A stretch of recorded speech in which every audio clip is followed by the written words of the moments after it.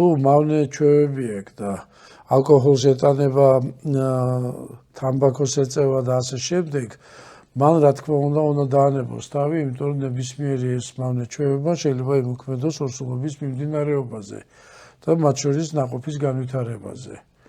შესაბამისად, ცხოვრების წესი უნდა შეიცვალოს, ხოლო თქვენ რასაც გულისხმობდით, ძალიან აუცილებელი არის ჩასახვანდელი ვიზიტის განხორციელება, რომელსაც დღეს სახელმწიფო აფინანსებს კიდევაც.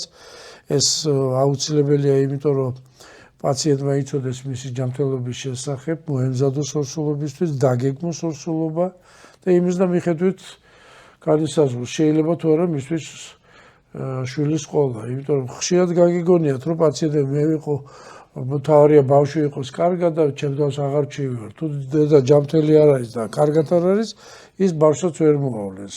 შესაბამისად, ჩასახვადელი ვიზიტის დროს მან უნდა გაიგოს მისი ჯანმრთელობის შესახებ, როგორი ანამნეზი აქვს და როცა ექიმი დართავს ნებას, მაშინ უნდა დაგეგმოს მან ორსულობა და ჩაისახება პირველი ვიზიტზე უნდა დაიგეგმოს როგორ უნდა წარიმართოს ორსულობა და ასე შემდეგ. რამდენად მნიშვნელოვანია ჩასახვამდე ვიზიტი და კვლევა კაცისთვის?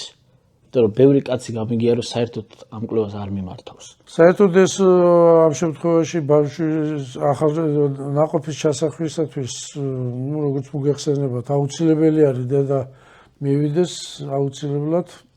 ამ შემთხვევაში ჯერ დედა არა, ქალბატონი მიან გინეკოლოგთან, მაგრამ რა თქმა უნდა აუცილებელი იქნება რომ მამა ესწრებოდეს ამ იმას, იმიტომ რომ მისი ანამნეზი ძალიან მნიშვნელოვანია. მასაც შეიძლება ქონდეს ქრონიკული დაავადებები, ისაც შეიძლება იყოს სქესობრივად გადაუდები და ასე შემდეგ და ამიტომაც მასაც შეიძლება დასჭირდეს ის. რომელიც ძალიან რთულია ხოლმე ამ შემთხვევაში, მაგრამ ოჯახი როცა შეიქმნება და გადაწყვეტავენ ბავშვის ყოლას, უნდა ვიზიტზე ერთდროულად მივიდნენ. შენ თუ იყავი ლადო?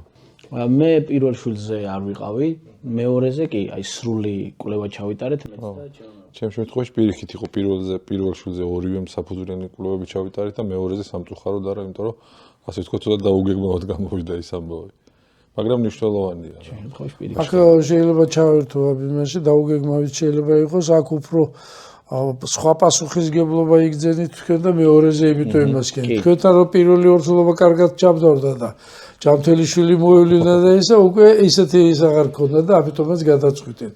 ყველა ორსულობის წინ არის აუცილებელია ამის ჩატარება. კი, გეთანხმებით და სხვათა შორის აი მეორე ორსულობის დროს, როდესაც სრული კვლევა ჩავიტარეთ, ბევრად უფრო მშვიდად ვიყავით. აუ არა, რასაკვირველია. მომზადებული ვიყავით თითქოს ყველაფრისათვის და ბევრად უფრო სიმშვიდე გქონდა მეც და ჩემს მეუღლესაც. მაგ სიმშვიდეზე უფრო ძვირფასი მე მგონი არაფერი არ არის.